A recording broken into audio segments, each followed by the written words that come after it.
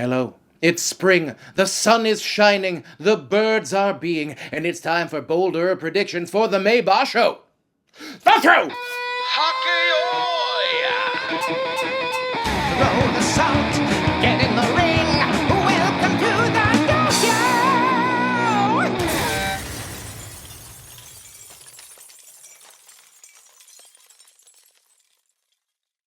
Hello and welcome back to the Dohyo here on Mr. JWags channel. We are here with our bolder predictions for the upcoming May 2024 basho. But first, a little bit of sumo news. A lot has happened since the March basho. First up, some very sad news. Former Yokozuna Akebono Taro has passed away at age 54. Of course, Akebono, very famous for being the very first non-Japanese Yokozuna in sumo history. He was born in the United States, in Hawaii in 1969 under the name Chadwick Rowan. He ended up having 11 total yusho in his career, putting him in the top 10 of yusho all time. He was a larger-than-life individual and a spectacular ambassador for the sumo sport all over the world, and in my opinion, the greatest pusher-thruster of all time. Rest in peace, Akebono. Some more bad news from the former Yokozuna front. Former Yokozuna Asa Shoryu has evidently been diagnosed with liver cancer, although his social media looks to be very positive after some successful surgery. So, best of luck, get better Asa Shoryu. There's been a tiny scandal involving new komusubi Onosato. Apparently, he drank with someone who was underage, and that's a big no-no. Now, this doesn't seem to be like a huge problem, but as we have seen, small problems with drinking can sometimes balloon into giant problems that involve an Aramafuji having to retire early. So let's just hope that this is a nice little warning sign for Onosato and he doesn't go down some of the darker paths we have seen recent Ricochet do so. Ichinojo.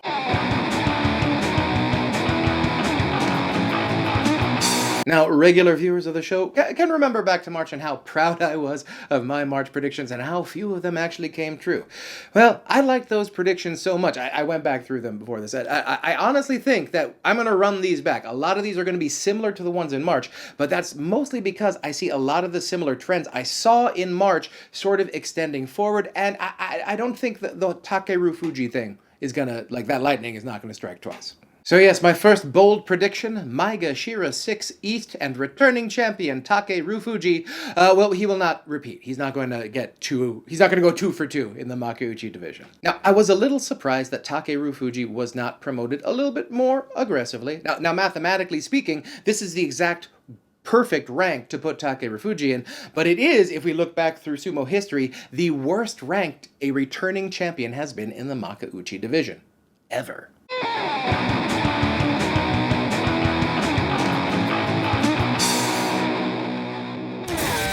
My bolder prediction, Sekiwake Wakamoto Haru is the only member of the lower Sanyaku to get a winning record. Well, so first of all, good for Wakamoto Haru. I'm expecting that classic Wakamoto Haru, 9-6, don't let me down. But when it comes to the rest of the lower Sanyaku, I'm not entirely convinced. Sekiwake Abi and Komusubi Asanoyama, of course, returning to these Sanyaku ranks, but they are both over 30 now, and I see a lot of strength at the top of the Banzake right now. I see them topping out at 6 or 7 wins. And of course, the other Komusubi, 23-year-old Onosato.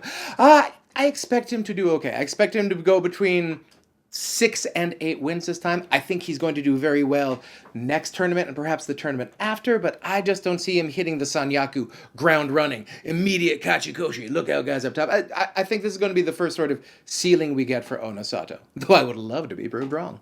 Second bolder prediction, our Maiga Shira's 1, Atami Fuji and Daisho will both get winning records. Now yeah, Maiga Shira 1, it's right there. It's right in the middle of the Maiga Shira meat grinder. It's going to be a tough schedule. And both of these guys are sort of at different ends of the aging curve, but I think both of them are going to rally and get 8 or 9 wins this tournament. Daisho, of course, has been a Sanyaku regular for the past few years.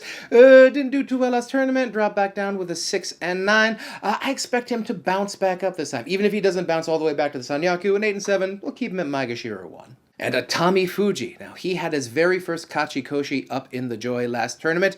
I'm expecting more and better things, but we're not really at a point where I think we're going to see the lightning bolt improvement, but I could see him going anywhere from 8 to 10 wins this tournament. And I love both of them, but I do not see either of them in contention on the final weekend. And the bolder prediction, from Maegashira 11 to Maegashira 17, no wrestlers will get double-digit wins, as we're going to talk about in a second when we get to the 3 up, 3 down. I didn't really see a lot of people who were misranked. This Makuuchi Banzuke seems fairly well tiered out, as it were. And the bottom part of the Banzuke, it does not look great right now. I'm seeing a lot of Judeo retreads. I'm seeing a lot of veterans who are sort of on the way down. I'm hoping for Sadano Umi and Takara Fuji, but the aging curve seems to be pretty steep for those guys right now. And I don't see guys like Oshoma or Toki Hayate like coming in and like having an amazing debut. I don't think that the current level of Lower Maegashira has a lot of breakout potential this time. Now it's time for 3 up, 3 down, where we talk about Ricochet I think are either overranked or underranked and how they're going to do in the next tournament. The first 2 down, Sekiwake Abe and Komusubi Asanoyama. Now these guys are guys I've really enjoyed. I'm fans of both of these guys, but these guys are both over 30. They're returning up to the Sanyaku at a time when most wrestlers are sort of working their way out of the Sanyaku. Now Abe seems to be relatively healthy, but he's also very one-dimensional, and I think everyone up at the top of the Banzuke has sort of figured out his thing. I would be a little surprised if he gets more than 9 wins up in the Sanyaku ever. And this time I think everyone's going to be ready for him, and I'm expecting more of a 6 and 9. And as for Asanoyama, he has not stayed healthy. There are reports of another knee injury in training this time.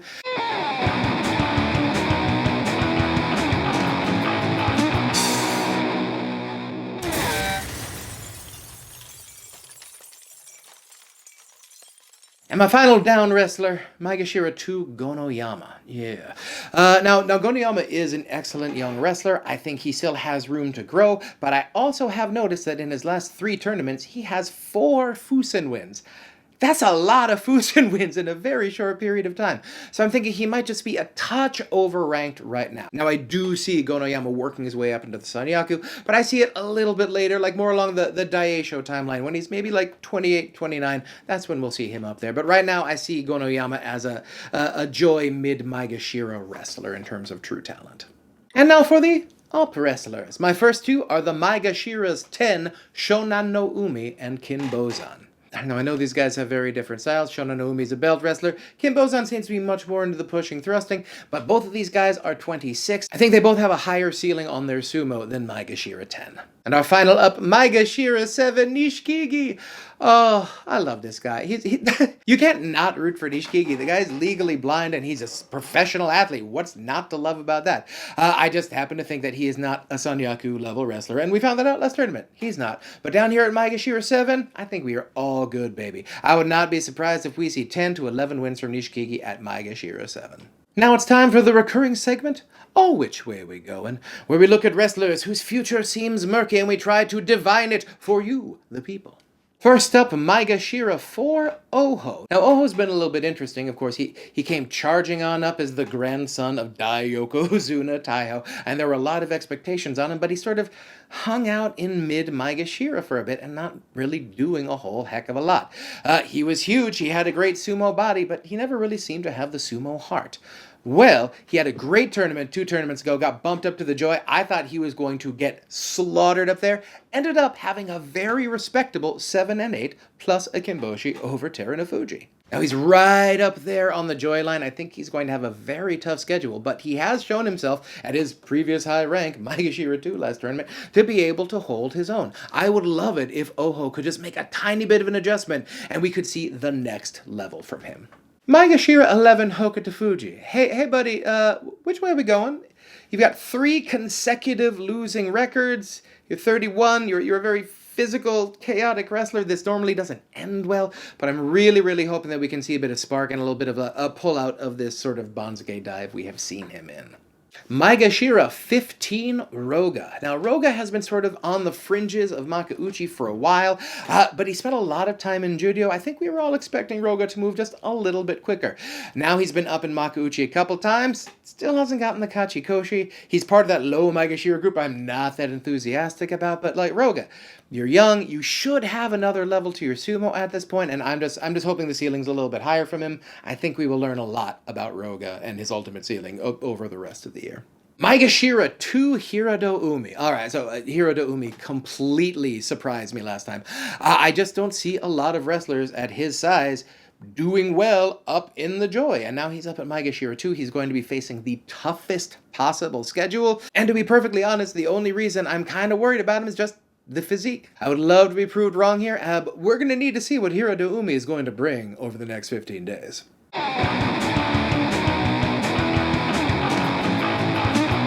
As I mentioned at the top, we're going to be running back a few of the March predictions, and one of those bold predictions is Terunofuji and Takakeisho will both go Kyujo in this tournament. Frankly, they both went Kyujo in the last tournament, and I don't really see them looking that great in this tournament. Terunofuji, I think, is probably going to finish one tournament for the rest of the year. Tops. And Takakeisho, well, since he cleared Kataban last tournament, that means this tournament, he's either going to go Kataban again or be in contention all the way towards the end. And I just don't see him being in contention on this one. Sorry. Also running back this bolder prediction, all of the Ozeki who finish the tournament will get 10 plus wins. I am very high on Kota Zakura, Hoshodyu, and last tournament's disappointment, Kirishima. And yes, once again, Kota Nawaka no longer goes by Kota Nawaka. That was his father's name. Now he's going by Kota Zakura, his grandfather's name. And my bold yusho pick is for the Judio Yusho, and I will be running this back. Judio 6, Waka Takakage, will win the Judio Yusho this time. Yeah. I don't see Judio as super strong right now. And in fact, I don't even see a whole lot of young hotness in Judio that I'm really expecting to make a charge anytime soon, with the possible exception of Hakuoho, shoulder pending, and Onokatsu, new Judio debutante. So Wakataka Kage has had a couple chances in Judio now. I expect him to sort of get his health and his focus back together and be back in Makauchi for the next tournament. Come on, buddy. Here we go. The Makauchi Yusho pick. This was a tough one. I was pretty sure it was going to be one of the three, in my mind, healthy Ozeki. And judging from the community tab, you all think it's going to be an Ozeki as well.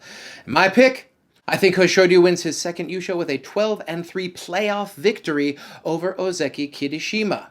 So obviously I expect Kirishima to clear Kataban and continue riding this amazing rivalry that he has with Hoshodyu. But this time, I think Hoshodyu steps up and wins his second tournament. Thank you so much for joining us here on the Dohyo. If you haven't already, please like and subscribe. All the cool kids are doing it. Be sure to stick around for all of our amazing May coverage, all of our mid-basho quick strikes, and our wrap-up at the end of the May tournament. And also, after May, we are going to be doing our new Ozeki rankings, new Yokozuna rankings, and also the charts of my tiers, and you're not going to want to miss those. So everyone, stay safe, stay strong, stay healthy, and I will see you next time on the Dohyo.